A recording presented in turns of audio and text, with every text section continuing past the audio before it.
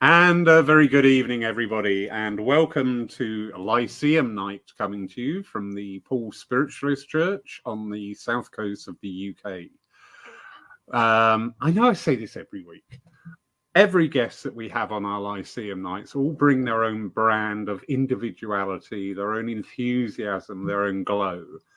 And this lovely lady certainly has all of that and more by the bucket load. She is just, we met because I was very kindly invited to take a service for her organisation. And obviously I must have said the right thing because we really hit it off. And I really love the honesty, the frankness, and the knowledge, and the understanding. So Danielle Nijhuis, we'll get this right. A very good evening to you, my darling. Good evening, Lawrence, and it is really a pleasure to be part of your community tonight, and thank you for inviting me. No, absolute pleasure. I have to excuse, everybody in the world is coughing at the moment, and thankfully I'm on the other side of the cough now. I'm just on the tail end of it. Hurrah. Absolute pleasure to be talking with you tonight. This is our first Lyceum night of the new year. And I always think, you know, when we've got this new energy about us, the new year, it's always a good time to start really sort of, let's get back down to basics a bit. Let's get talking about our foundation, because that's what everything that's going to happen this year is built on us at this time, where we are. Always very popular with people to tune in and watch these or listen later on the podcast is, where did your journey into spiritualism begin? Oh, that's a long story, but I've got an hour. To be honest, I was sensitive all my life. I was born like this. Everybody who knew me as a child, as a young girl, knew that I was the sensitive one, and not always on the good side of it. And back in that time when I was younger, I wanted to be normal. I saw colors of the auric field around people. I have my own imaginary friends that sitting on my bed and talk to me. I saw pictures around me in my mind and with my eyes open, and I couldn't understand anything about it. Luckily for me, I had a grandmother who was very much into God. And at that period, she always told me, you have a very special gift. You are a child of God. And I didn't understand anything about that in that time, what she told me. And then I had some visions about things. I don't call them predictions, but I had visions about things I knew before what would happen. And my parents told me I was a little bit cuckoo, as you understand, how parents will look at children if they are telling things. But it really started around the age of 24, that a very personal person in my life passed to the spirit world suddenly and left me behind with a child. And that was the turning around of, where are you going when you are dying? So with the grief and with the past of having seen things, knowing things, I had that deep question of understanding, where are you going when you are dying? Because is it really the truth that you are dead and that's finished? I couldn't believe that. And then I went to a workshop in my area for 10 weeks, just like to explain and experiment a little bit with the intuitive and the auric field. And I really felt, oh, this is it. And I need to say, if I'm looking back now, because that's 21 years ago when I started in that workshop, I really didn't know what she had told me 10 weeks long, because the only thing I saw was a bright blue color around her throat area. And it was like I was like completely in that color. And I thought, what is it? What is it? What is it? And after 10 weeks, I said to her, and now what? What do I need to do now? And then she advised me to go to José Goschalk in the Netherlands. And she's also a tutor on the Art of Findlay College. I did a workshop weekend with her.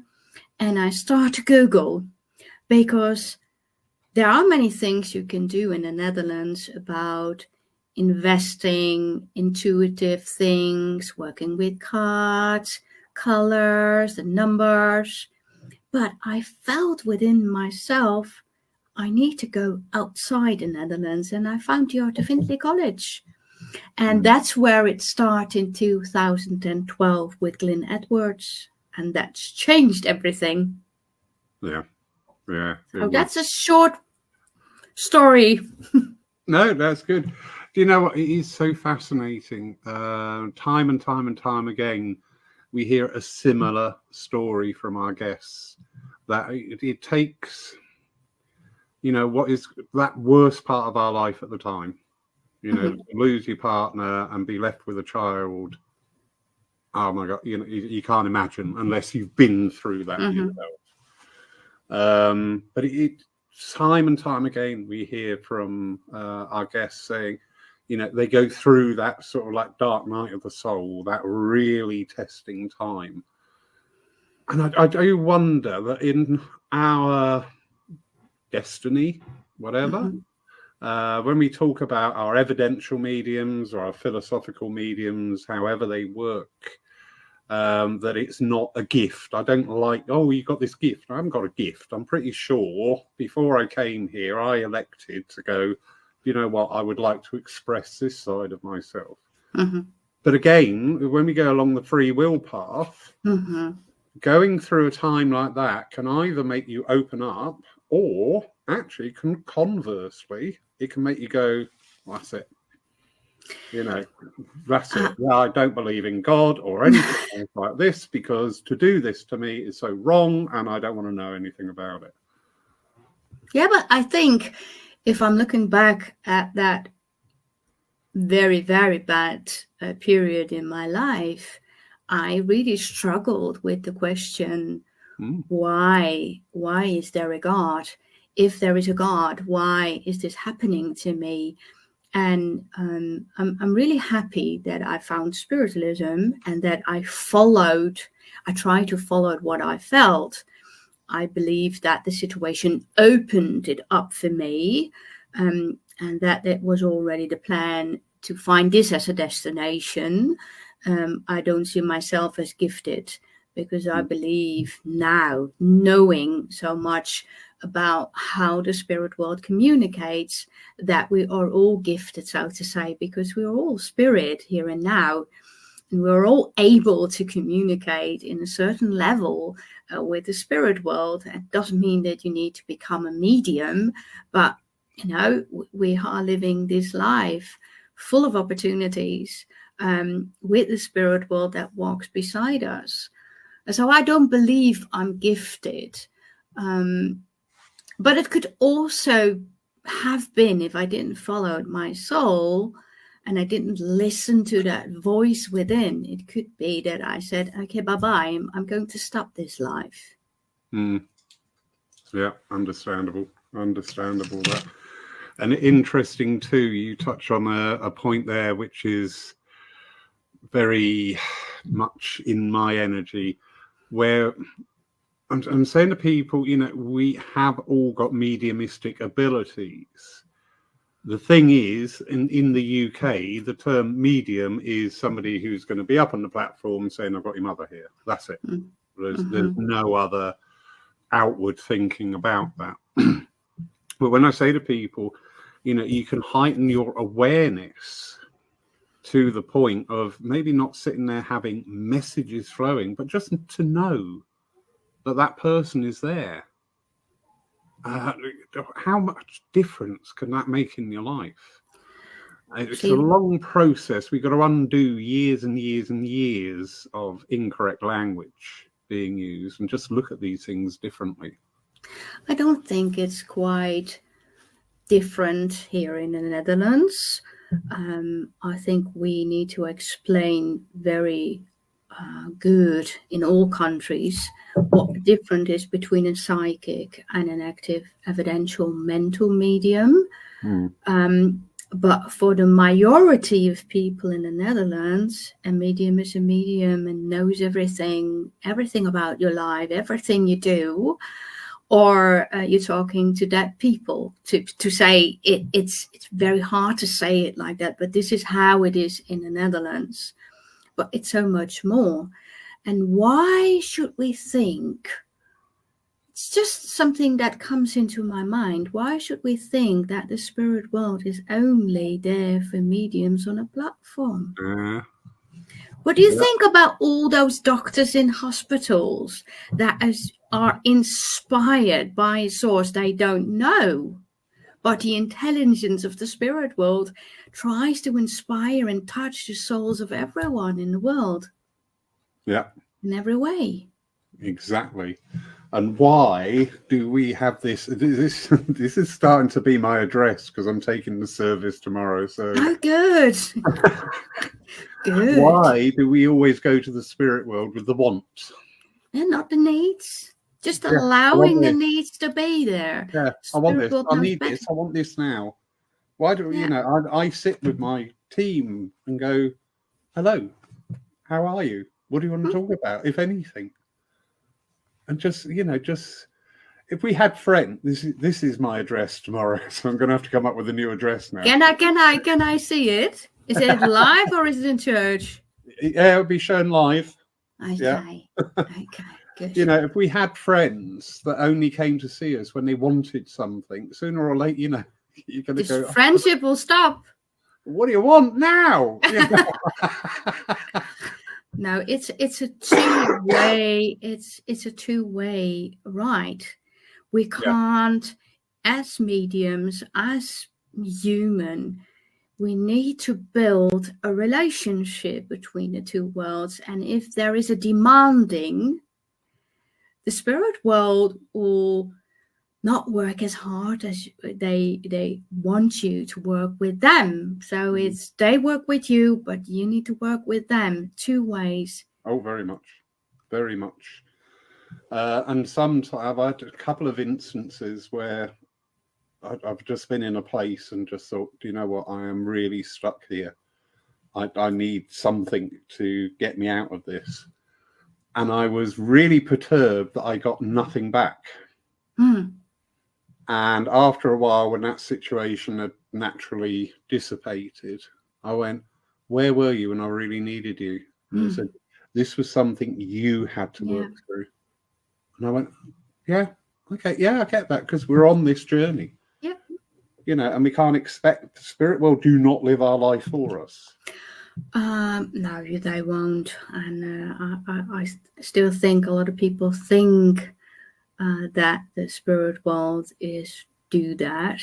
But I think the most important thing is that we take our personal responsibility and allowing the free will to just give us the opportunities of life and learn, okay, this is not for me.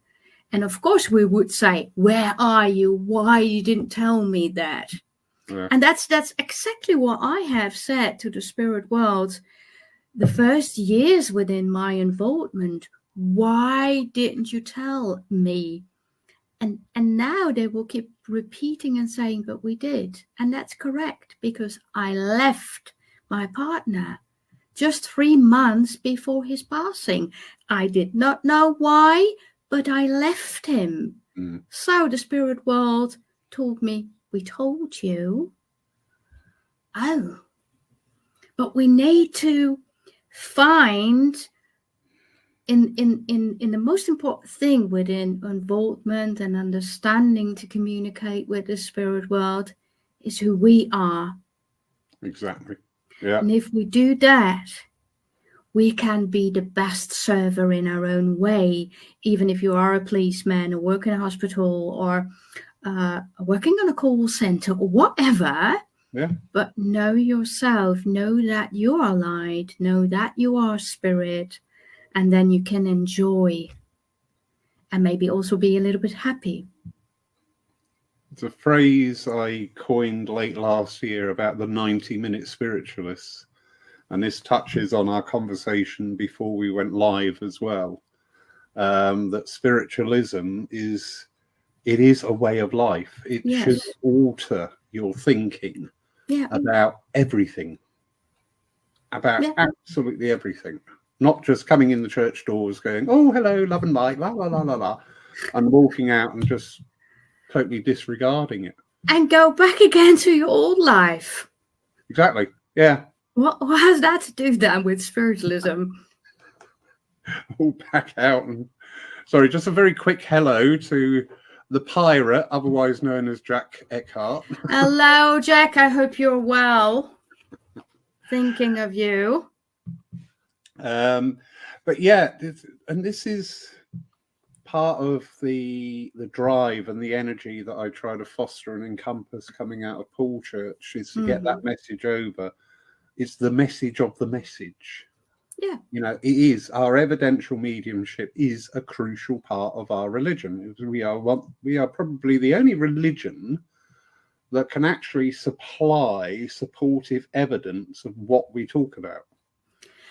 Yes, it does, because I investigated that fact within other religions. As I told you before, I was very lucky. I have been in a class with Glenn Edwards, and he opened many doors for me to look in every religion to find the truth about spiritualism, and I did. And it's a truth and a fact that spiritualism is the only religion in the world where communication and communion with the spirits is a reality. Yeah. So that means that all those people who are looking just like I did, where are you when you are dead, or you have that transition to the spirit world, where are you? It means that every church needs to be full, because within that simple thought, when you're grieving, there is so much more behind it. So the demonstration of mediumship, the divine service, I see it like the window shopper of what spiritualism has to bring to you. Very, very true. This is why we resonate so well. Lovely, thank you. It is so true.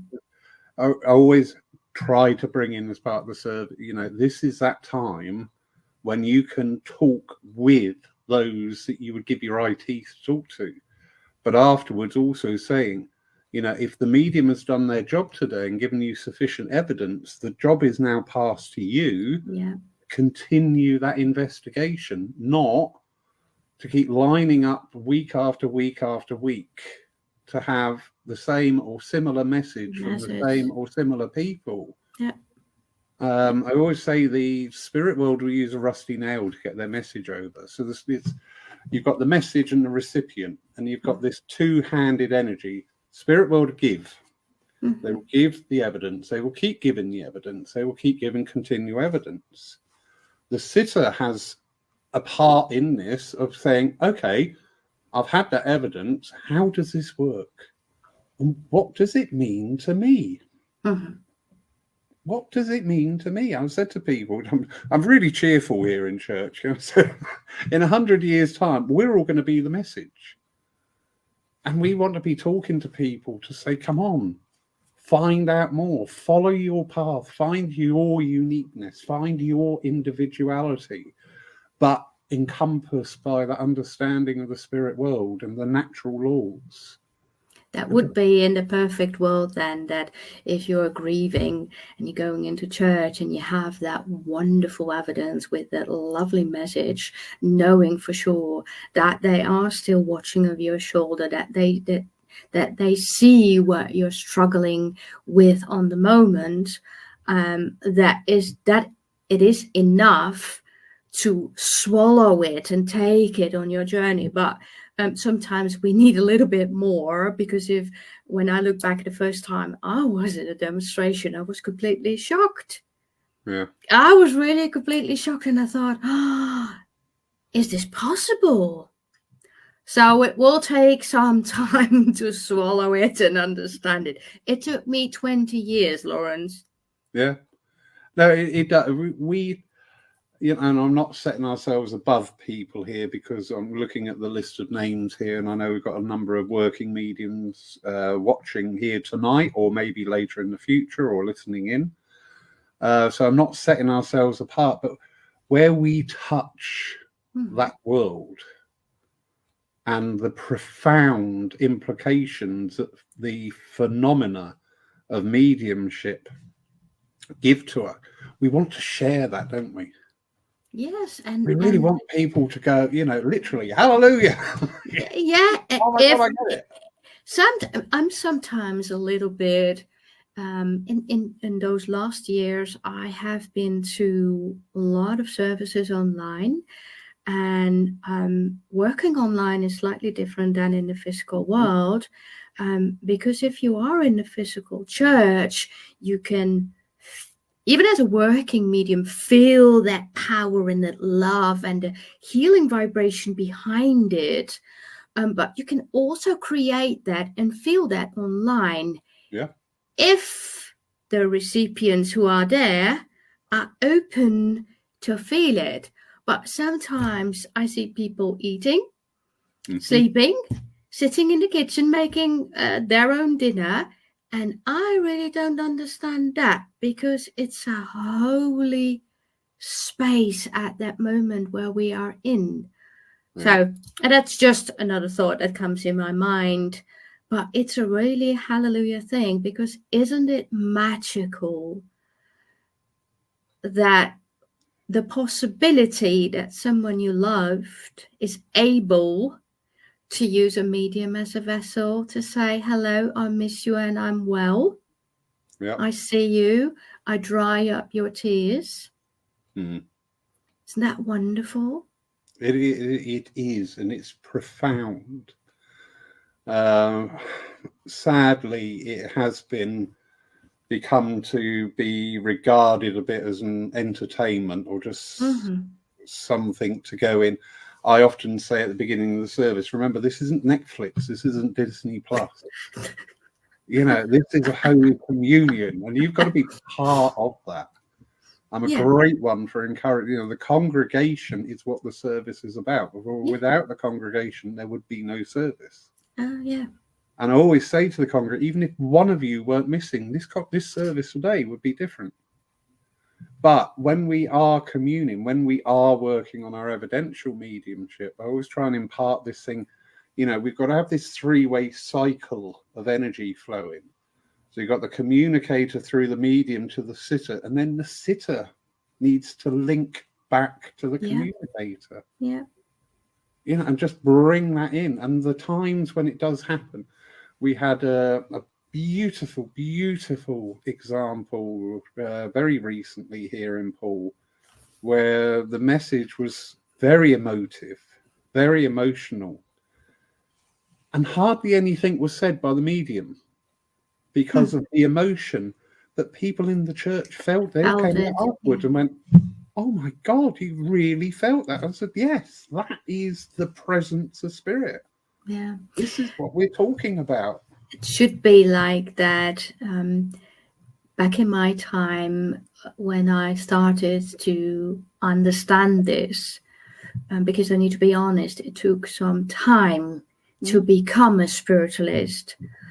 First of all, it was about mediumship and understanding it. Then it became into the healing side of it, where I took my depth in, because I truly believe that if we are serving the spirit world and we do it on the right way, it doesn't mean you need to be the best medium, but do it with the right intent and the right attunement to that vibration of the God force, we can create that God force power of healing also in our evidential mediumship. But if we are able to create that touch that everybody who left the church, even if it's virtual, and you close your computer or you left the door and you think, that's what healing is all about, isn't it? Isn't that what the spirit world wants for all of us? That we are feeling we're not alone. And that is the basis of spiritualism, healing, Yeah. whether healing for others, healing for self. This year already, the emphasis is coming away a little bit from the evidential mediumship, but more onto workshops and seminars and talks. Really? Will be more healing based. Really? Really? Really? Really? Are you sure? Yeah, I've broken the mold. I had a wonderful guest, Simon James, on, and this is a couple of years ago now, and we were talking about the conditions and the state of spiritualism at that time. And one of the things that came up, one of the topics that came up was the finances to support the churches, keep them open, everything. And quite a few people commented and just saying, well, you could put a demo mediumship on. And Simon really picked up on that. And he said, you know what? He said, he runs the Open Door Sanctuary over in Canada with his partner, Brian. He said, it was 16 years ago that we last did a demo mediumship. And he said, and I've come back to the UK because he got stuck here in the COVID years. And he said, you know, I was going around the churches and working because I've got the time. And he said, I left this party 30 years ago and I walked back in and it's a similar situation. And I thought, yeah, you're so right. We became so focused on dem after dem after dem after dem. And even in our divine services, we have still, only 10 minutes of the philosophy, because they, I love that saying, they, I always question, who are they? Who are they? Yeah, who are they? Have you ever spoken to they? They only want the mediumship. And I'm just like, you know what, it's so sad. But I am so pleased because of this time now with the virtual arena opening up.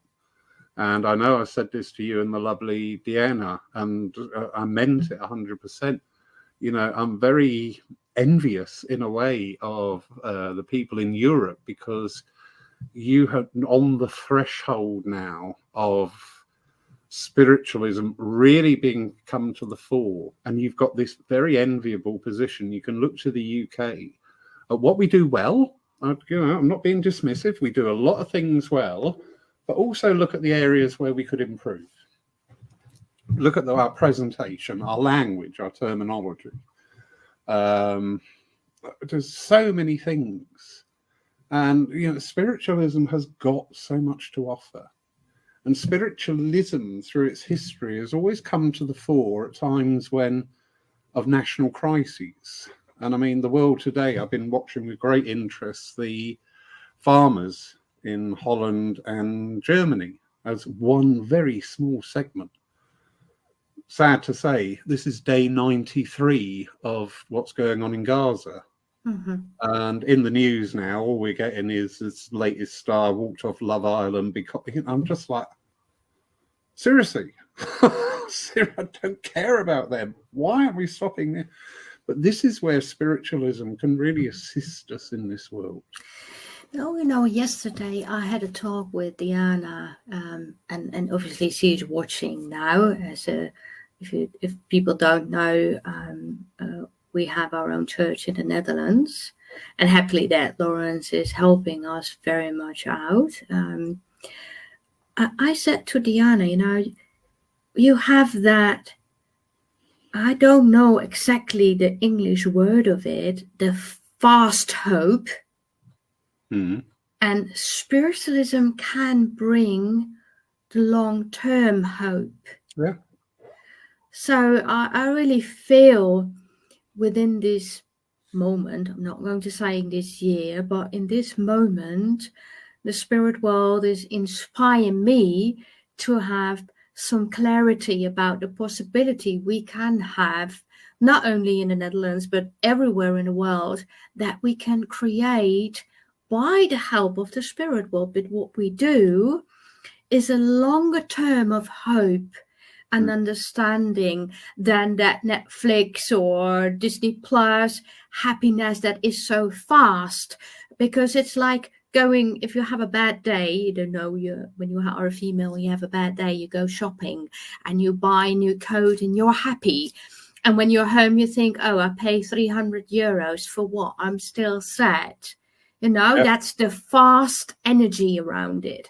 Yep. But we as spiritualists, with churches or centers, and with that, the philosophy side on it, not only the demonstration, yes, it is important, but we need to build on the collective energy and the collective responsibility we have all together as spiritualist people to combine ourselves, not as a little land on land on land, that we can create that longer term hope of love from God.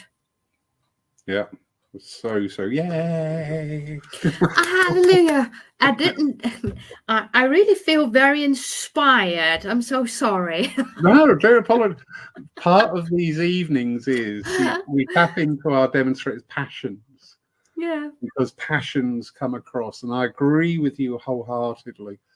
You know, the philosophy of spiritualism, the demonstrators we have here at Poole, I always look to them, and I never put a time limit on. You know, if their philosophy takes 10 minutes, great. If it takes 50 minutes, great. It doesn't matter.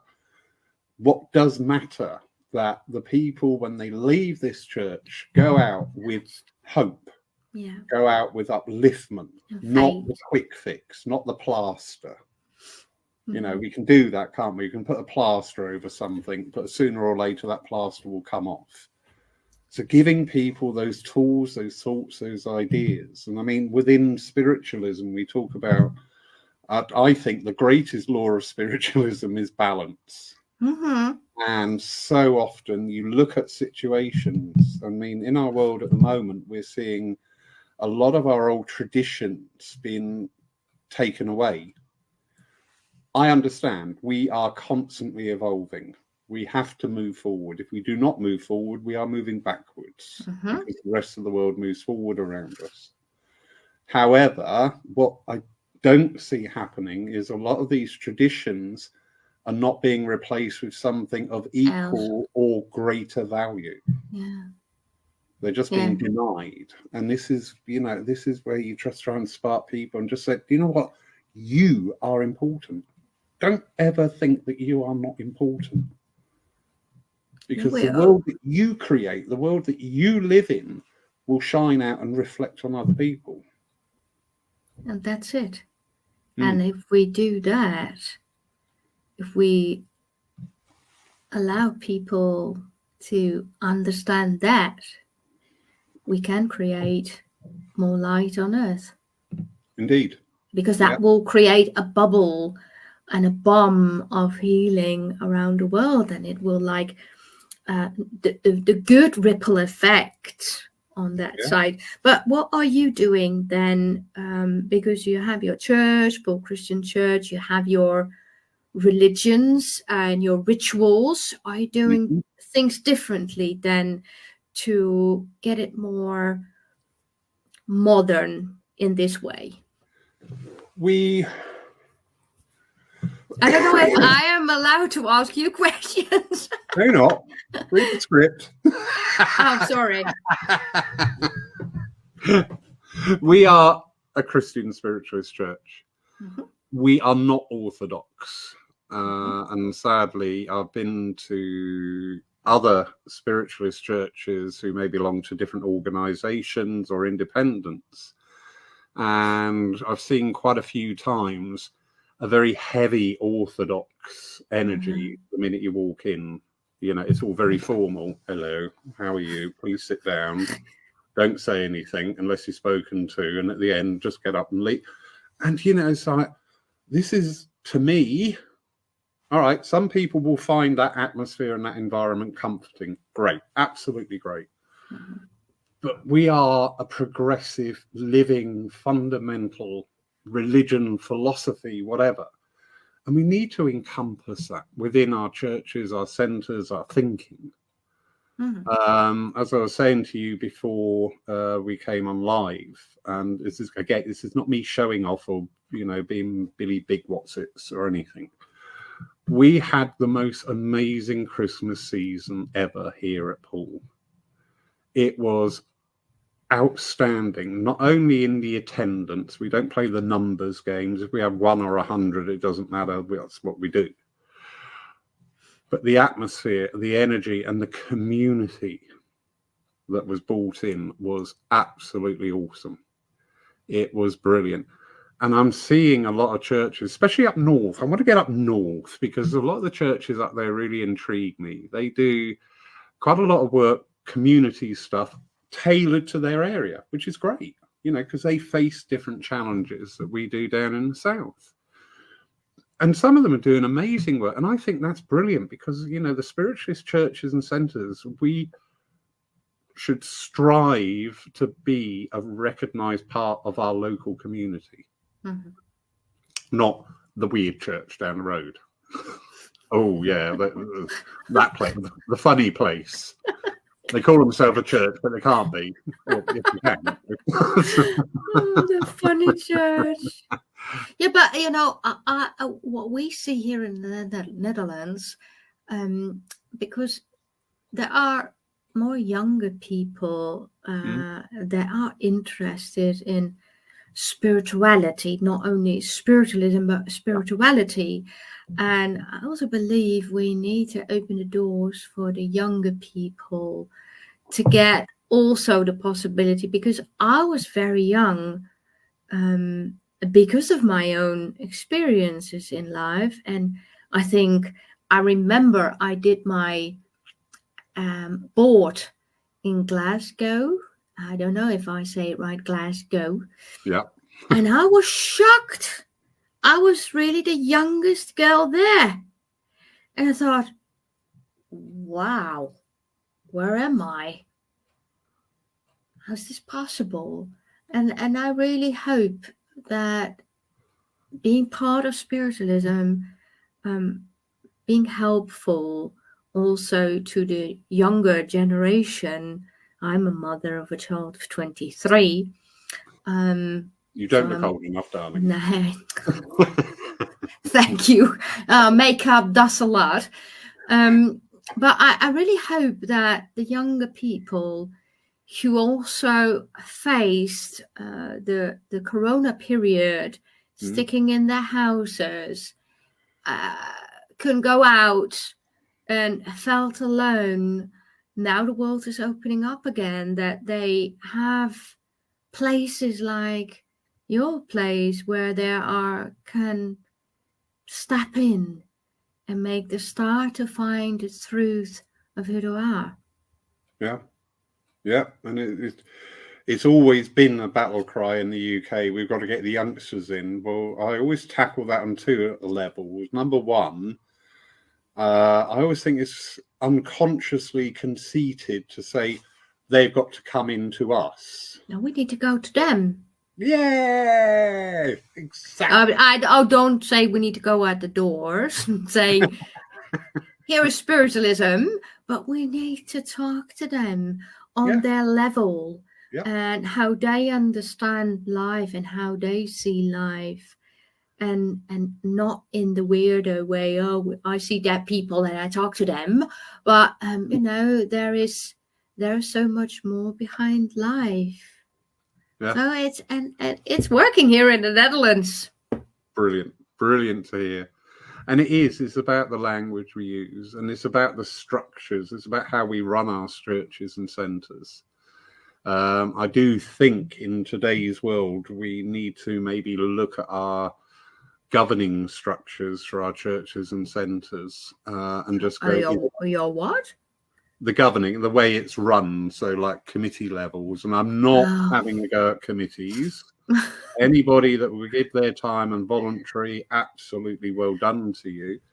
But maybe just look at the roles that we always had for like 30 odd years and just go, well, actually, what are we doing for today? You know, have we got anybody on our committee that's going to be in charge of social media, our websites, maybe our streaming, maybe our community involvement, to find groups within our community that we are commensurate with, you know, that bring about relief of suffering, so i.e. healing, be that through an outreach group that feeds the homeless at nights and things like that. And how can we work together to support each other? That's communion.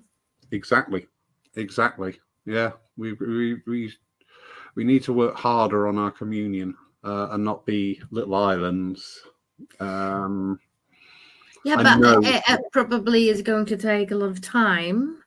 But just by repeating these thoughts and possibilities, by time there is that great idea of mine that we are all, that's the truth, we are all the same, you know, we're all brothers and sisters. So there's no difference. Even I live in the Netherlands and you live in a wonderful place. I saw it on television and I thought, wow, you are lucky.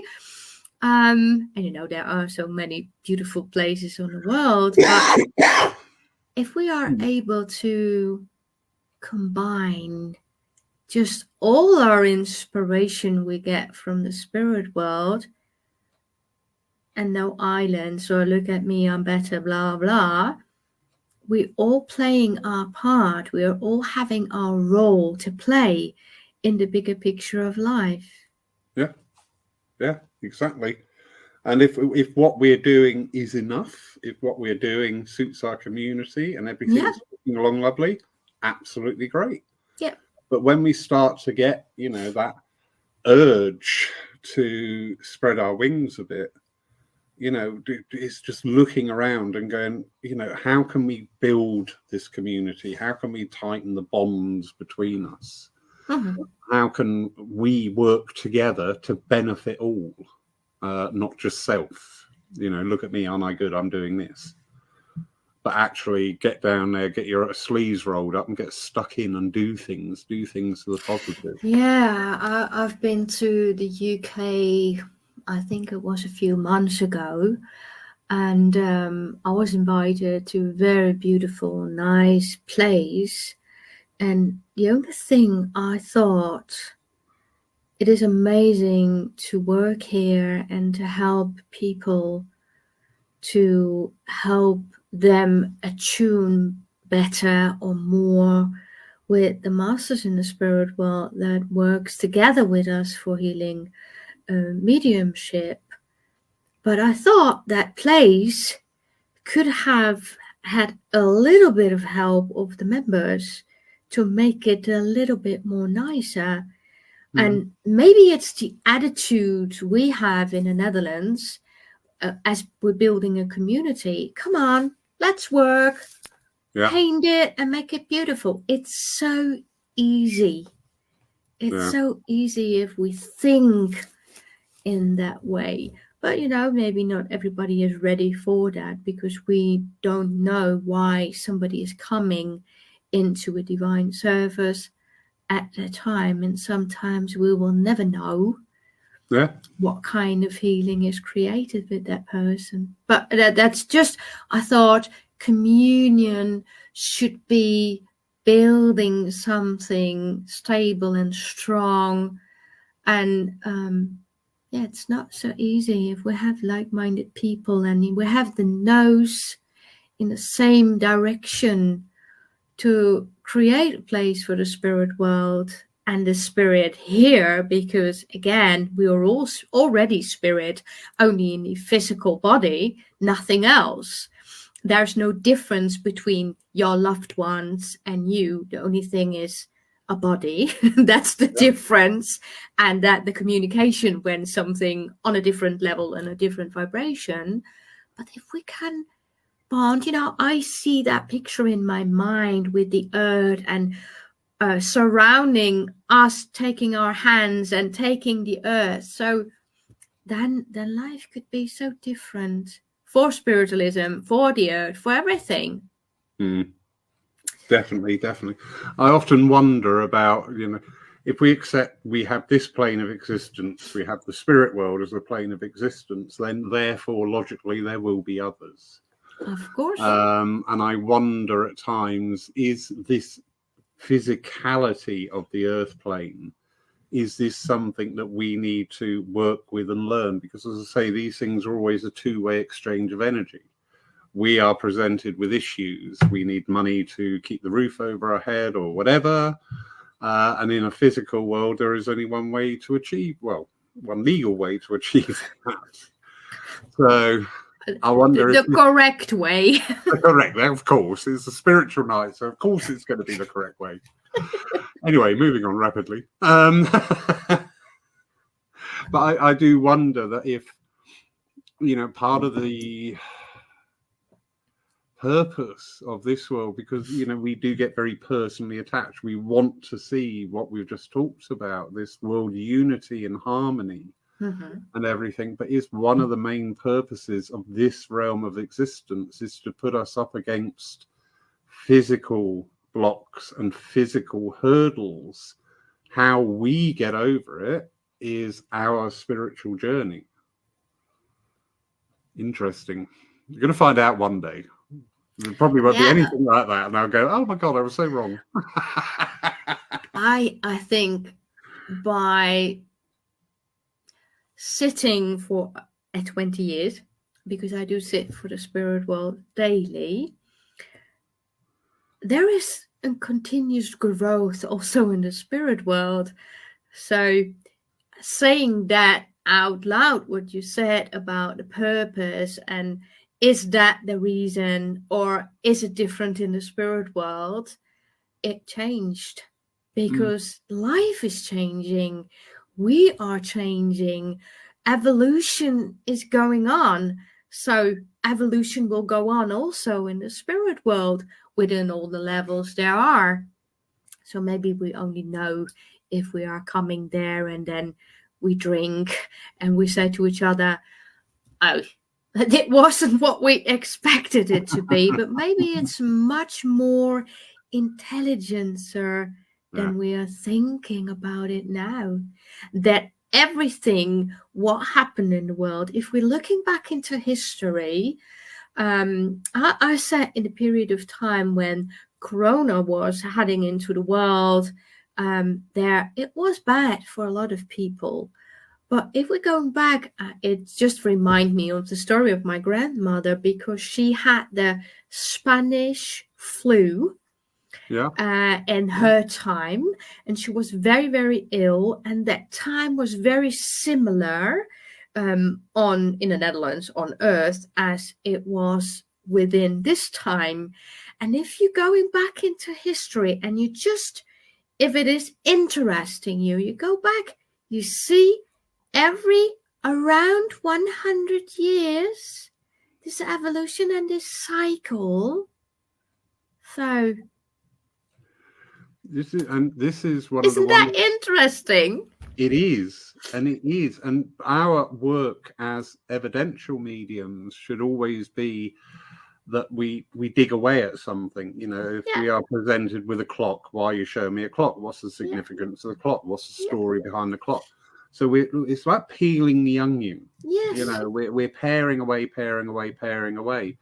If you extend that thought out to the challenges of the world, we will see it's the same energies but different players.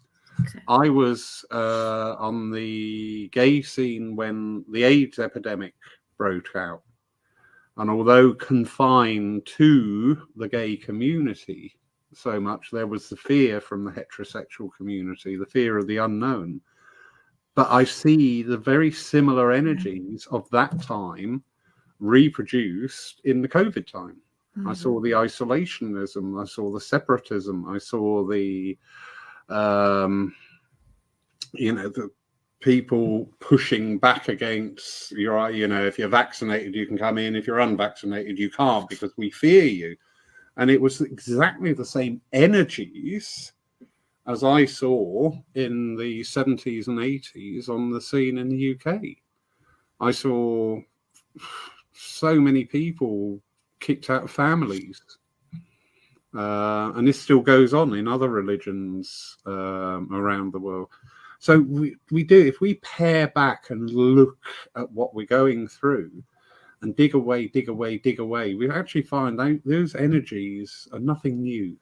No, exactly. It's nothing new. Nothing new and that's why I think it's so important that if you're mentioning peel the onion, we try to talk now about peel the onion of life, but it starts with us. Yeah. So if you are interested in, I don't believe in development, I believe in involvement because it's already there. Yeah. So it starts with peel your own onion. Because, to be honest, Lawrence, I never had the intention to be a medium. Yeah. I never had the intention to be a teacher. I never had the intention to stand on a platform because my nerves were so big that I was afraid I only was making nonsense out of my mind. But it's all on peeling the onion to get your true self out of you. And yes, I choose to allow this way to happen. And I believe you're never ready. We don't know anything yet. There is so much more.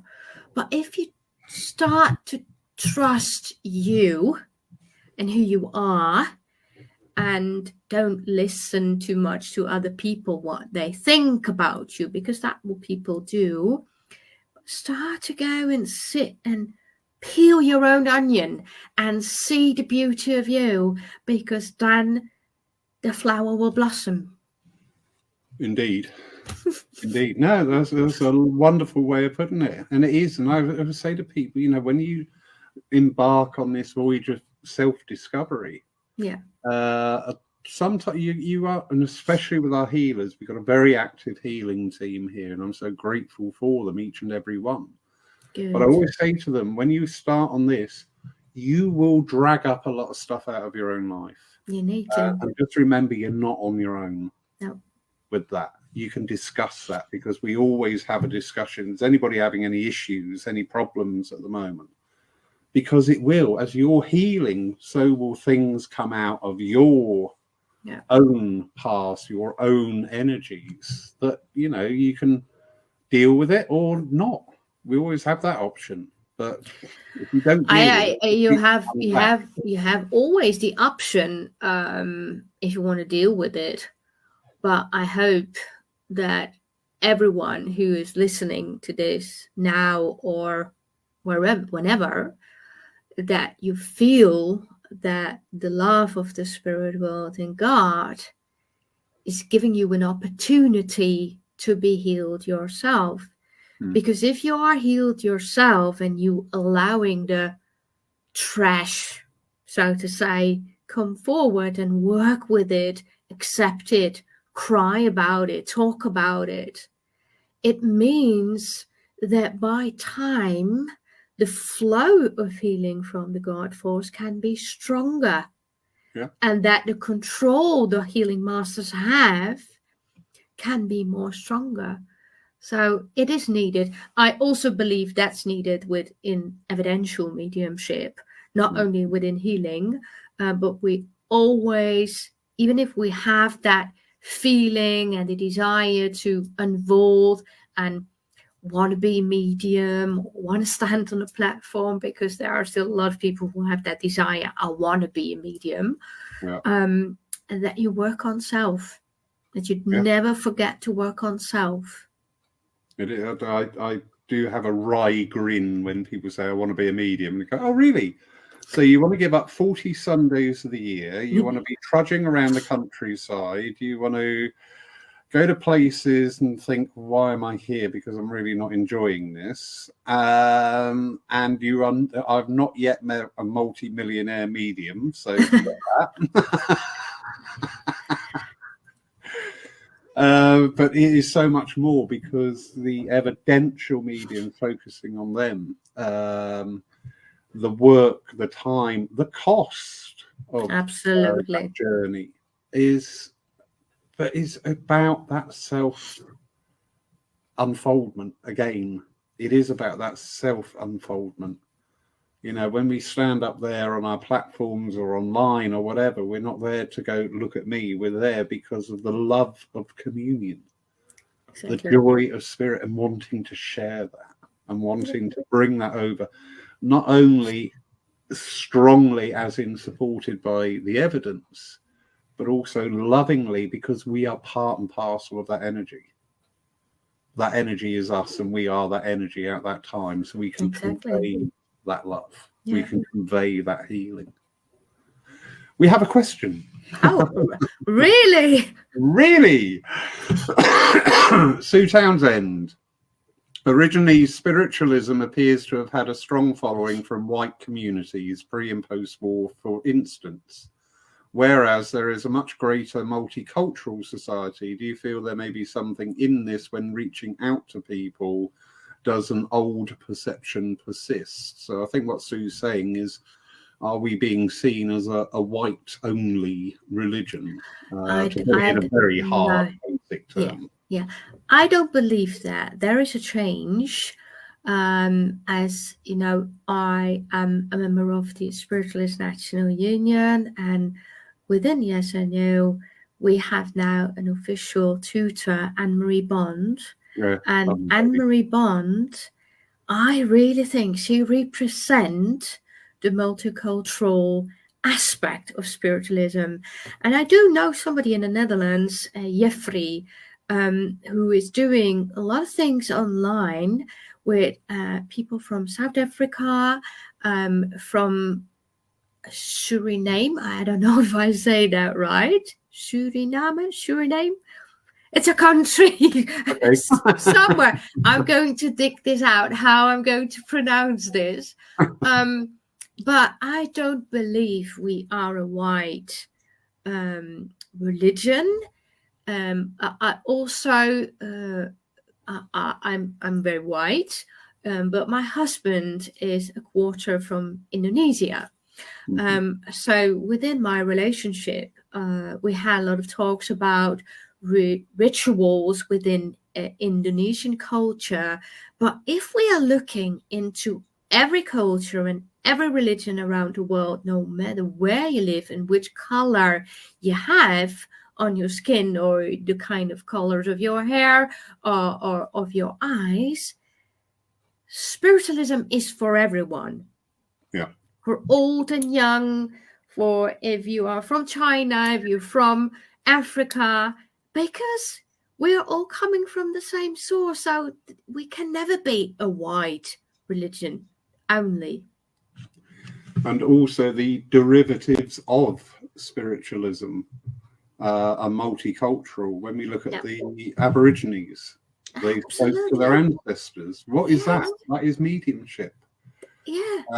I was brought up in Nigeria until I was 9. And over there was practice, it was juju. But again, it was linking with the ancestors. It was talking to the ancestors. So the actual tenet of spiritualism is immutable across all races and across all corners of the earth. Yeah, you know, and as a spiritualist, you can walk into every church in the world. Because that's really a thing that is in my mind with the thoughts of what Glyn Edwards is giving to me. Walk into every church, invest in every religion, because then you will find God in everything. And that's it. There is no... It seems like that spiritualism is a separate thing, And in some terms, we need to have it like that to understand that it is also the communication and the communion of spirits. But also spiritualism is the whole package of all religions in one, with the communication and the communion. I'm a very firm advocate that spiritualism can underpin knowledges and texts of all of the other religions. Yeah. We had a wonderful doctor who used to come to us from India, and he was seconded to the local cancer. We got a very big cancer unit in the area. And I said to him, what is the pull? Why do you come here? What are you looking to find? And he said, basically, we just want an understanding. We've got 2 wards over there. One is painted green and one is painted blue. And the people on the blue ward recover faster and quicker than the people on the green ward. He said, but there must be something in that. It's not just the colour and the vibration. Where does that vibration come from? What is the deep? And I just thought, wow, that is interesting. Exactly what we should be doing. Exactly. Yeah, not just say, oh, well, of course, blue's healing. That's why it happens. No. Dig in deeper. When we start talking vibration, and then we are vibration, and extending that out, and then bringing in that whole picture of why a vibration will resonate with us or not resonate with us. That will happen. I don't wear red ties. You don't wear red ties? No. Okay, because it doesn't resonate with you. Not at all. I don't wear ties because it doesn't resonate with me. Oh, you need to make fun. But red is not, but it's not negative. Red is power. Exactly, but it was a bit too much. Okay, for you. Yeah. Yeah. I only wore a red tie once on platform, and after 5 minutes, it felt like my throat chakra was going to explode. And I thought, it's the red energy. It's the red energy. Take the damn tie off. You couldn't take it. But yeah, spiritualism. And I mean, like yourself, I've looked into other religions, and when you actually go into these religions, you can strip away, if we look at the press at the moment, are painting different religions to whatever character that suits their needs. But I found great spirituality in the world's religions. When Ramadan's on, every day somebody should do a good deed for 40 days. Yeah. Imagine if the whole world did that. Right, 40 days, you're going to do good deed every day. You're not going to diss anybody else. You're not going to stick your nasty little negative comments or nasty faces on anything on Facebook. You're only going to do good for 40 days. Wow. Isn't that amazing? I listened. We have a show on television every Sunday morning. It's a Catholic thing that comes every Sunday, and there's a speaker, and they don't speak about philosophy in the way we do, but if you just listen, you can feel the inspiration coming. I love that because it's giving me the power, not because I'm a Catholic, because I'm a spiritualist. I choose to be a spiritualist. But just if you look up and you listen to even the philosophy of Gandhi, is so much inspiration within it. So take a look within everything, because you will find your own inspiration for the day. Yeah. Definitely. And maybe it's this talk, and maybe you go to church tomorrow and you see Lauren speaking on platform talking about I don't know. That last night. Yeah, you said that last night. So is that from you or from the talk? Wasn't the spirit world. So I'm joking around, Lawrence, That's fine. But yeah, and this is something, I always try and diffuse in people, because people come in looking for the answer. Yeah. That's got to be taken apart and looked at on many levels. I can't give you my answer, because my answer, I'm the culmination of 62 years of your answer, making mistakes, doing good, being a bit dodgy, could have done better. And that's my answer today. Yeah. When we look at the spirit world, we expect the answer because they know everything. But no, I think the spirit world is just littered with different schools of thought and philosophy. I do have a penchant for trance and listening to trance and seeing trance. And I've seen trance demonstrations where I just thought, I'm feeling the energy of the trance. I'm seeing my little signals of trance energy, but I really don't go along with what's being said.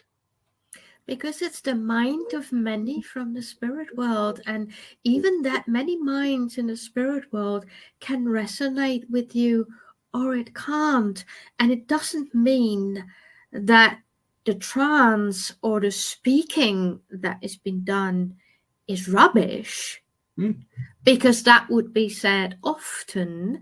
It can also be that your soul is not ready yet for that kind of thought that is coming from the many minds in the spirit world. It will happen. Be open. Just be open and take everything. And I was lucky that I also had Scott Milligan and David Thompson around within my own involvement. So I was very much involved within physical mediumship, and I saw really everything that can be saw. Even ectoplasm came within red light. So I was really lucky within this 20 years of involvement that I've been into 40 seances in my life. But the first ones, I thought, they're crazy. They are really crazy. What are they doing? This kind of information, I can't work that out. So take it, swallow it, and let it be within your soul, and you will see if it fits for you on your own pathway or not. And if it's not for you, then leave it. Yeah. Don't try and destroy it. Just leave it. Leave it alone. And that's it. A lot of people in the Netherlands, when they come to me, they ask me questions about, what do you think about this? Or what do you think about this experience? And the only thing I can't say, I wasn't there. Yeah. So I can't give an opinion about it if I didn't see it, if I was there. So I can't make anything about it. And maybe it is just your experience within your own mediumistic experience. So it's for you. Try to sit with it and ask the spirit world, help me, what is it? Yeah. Because if you have that experience, you can sit again and ask them, help explain it to me. Yeah.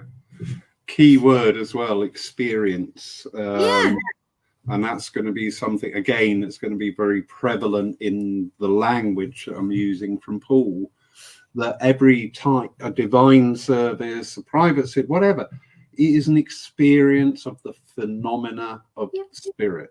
Yeah. You need to be in that experience, not watching as a voyeur. Not detached. If you sit there detached, you will not get the full benefit of it. Yeah. As I said, with the trance, even the sittings where what was said just did not resonate with me, I knew from the experience, I feel the energy. And whenever I see trance, I do see little sparkles of light, and they always go along straight lines. It's quite funny. We had one here, and they were all running up and down the beams and things like that. That's the way I see it too. Brilliant. So I know that phenomena is being demonstrated. The actual content is something I need to take away and work with. Also, and you don't know how much control, because I'm a little bit old-fashioned, because I was trained by David and Scott, that the control of the mind of the medium, how much is at the side, and how much time took the medium to sit within home circle. because sometimes people are going too fast on the stage and allowing the phenomena happening, and even that the spirit world needs more time to work with. So I'm a great believer in that. We need to sit in circle. Yeah, definitely. And it is, again, we're coming back to that self-unfoldment. Yeah. I see a couple of comments there from Stephen Tickle, who is... I don't know who Stephen is. Hi, Stephen. Wonderful psychic art. And I do mean wonderful. Wow, that's interesting. Will he be there in June? We don't know. We haven't invited him. I've not really spoken to him. So, yes, perhaps a conversation is needed. Yeah, I like psychic art. I really do. So do I. I'm so lucky I inherited quite a number of works from Coral Polge. Oh, wow. And the detail and everything that went into it was just like, oh, that's just absolutely amazing. That is just astounding. And there is actually a wonderful YouTube video of Gordon Higginson demonstrating the Coral Polge. Yeah, I saw it. Yeah. And, that shows that dedication, commitment. But we also need that ability as well. Absolutely. I am not an artist. I'm all right with the roller. That can be very inspired by the spirit world. You have you have a house painter with you. Yeah. But again, it just shows how our connection with the spirit world we can get that enhancement of our natural abilities, not trying to be something that we are not. And also allow it to be that the spirit world decides how they want to work with us. Yeah. Because yes, I think if we are on the road and on the journey to experience the unfoldment of the possibilities, that you need to experience everything. But if it is something that point out at the time, we need to allow the spirit world, okay, this is the path. As I said, I've never planned to be a teacher. I never planned to be a Blackfoot medium. I always said no to everything. And look at me now. Yeah. I just said to the spirit world, okay. But again, it's my choice, of course, because I have a free will. But we don't know what the spirit world has as a plan with us. Exactly. And that plan as well is reflection of our own soul's journey. Yeah. Because we've come here, we've incarnated. I'm just trying to imagine somewhere up in the spirit world. I was sat there in a bar having a good laugh with my guides and said, "Oh, Earth 2020, that sounds a blast. Let's get down. I'll have me some of that." We are always in that place where we can unfold our soul's journey. And this is sometimes where the message of spiritualism gets a little bit lost and a little bit confused, that we need to demonstrate all the time and have the evidence and have that instant verification from the sitter, no matter how we are on a journey. And I've been having this conversation with several mediums over about the last 18 months now about looking at where you work, how you work, who you work with, and things like that. And does it resonate with you? And if it doesn't, leave it. No. Yeah. Seriously, just say no. And it's going back a little bit on what you have said before, just before you started about those. Oh no, you're not rambling. I do understand exactly what you're saying. We always talk about the demonstration of survival. And have that evidence. Yes, of course, the evidence is important, but it needs to be warm. It needs to be in love with God. You need to feel it. But we're talking about the soul plan and the soul journey. Isn't it something to think of? Before life started, the soul has already a plan.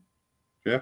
So why we don't talk also about the soul before life, not only the survival of the soul, but the soul was already there. The lives already start before it ignite within the physical body, have that journey, go back home, and then have the communication in the communion. So it's such a, I really like that thought, to think about that and talk about the things, and just allowing my soul to go into depth in all that kind of thoughts. And I really hope that other people will do that too in their own way. Exactly. And being a medium of whatever context is Exactly. not the sole purpose of the soul.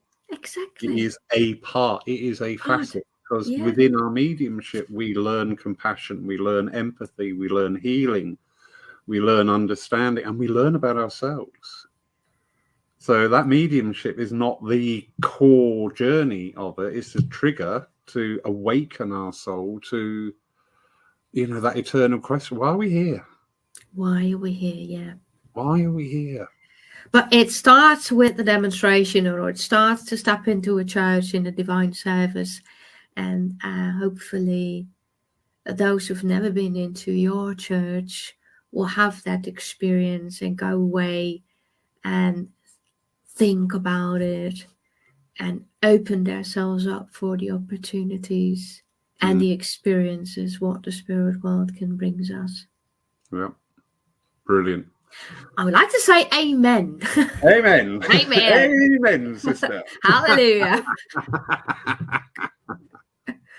Daniela, what a wonderful, wonderful night.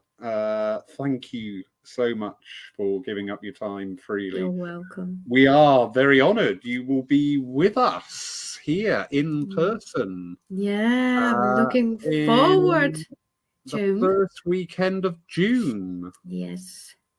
Where you giving a workshop on healing with the lovely Jack as well. How brilliant is that? Yes, that's amazing. And I have the great honour of coming over and working for you the first weekend of April. Yeah, it's amazing that sometimes you will meet people with the same color, the same vibration, and the same thoughts.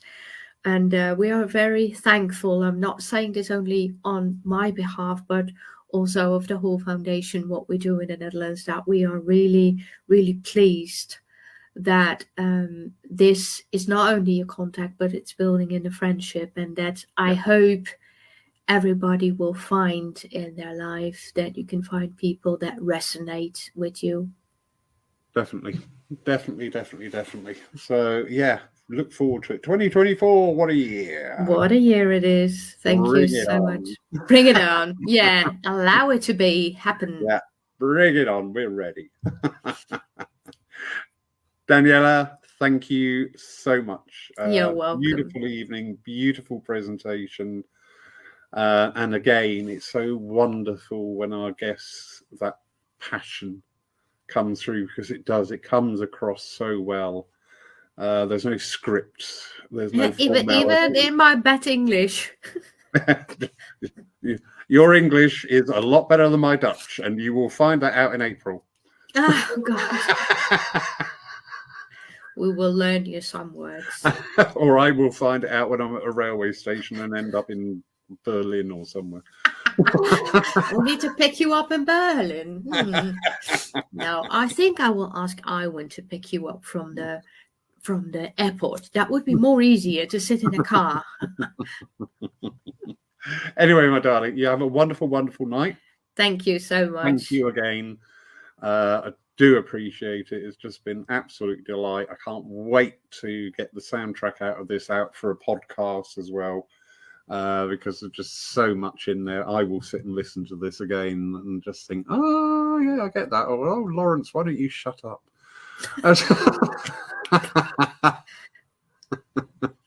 So on behalf of everybody, on behalf of myself, thank you all for joining us tonight. On behalf of Daniela, thank you too for joining us tonight. Have a wonderful, blessed night wherever you are. And we look forward to seeing you again in Oh, we have a Zoom service tomorrow night coming to you from the Pool Church. That's at 6 o'clock. Details are out in the poster. And of course, you can watch our service in the morning. You can watch that live. It's streamed on to Facebook and to YouTube. Please note, we do not interact with the online viewers as in sharing messages. It's just a way of being able to sit within a divine service energy. It's also very useful for anybody who may not have been inside a spiritualist church, because getting over that doorstep is always the biggest hurdle. You know, what am I going to find inside? Are they all mad? I don't know. I'm not going in there. So it's a wonderful way of just going, oh, it's not that weird. So anyway, everybody have a wonderful, blessed night on behalf of me. Thank you so much. Daniela, my darling. Yeah. Thank you. That's it. That's it. Yeah, that's what I was looking for. Good night, everybody.